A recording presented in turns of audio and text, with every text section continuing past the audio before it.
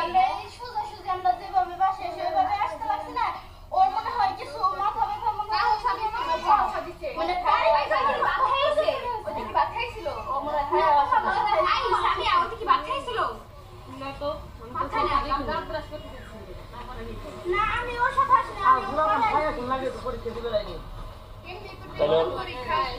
পরিচয় হলো singer girls স্কুলের 8ম শ্রেণীর ছাত্রী। পরীক্ষাতে আসতে গিয়ে হয়তো পড়ে গেছে।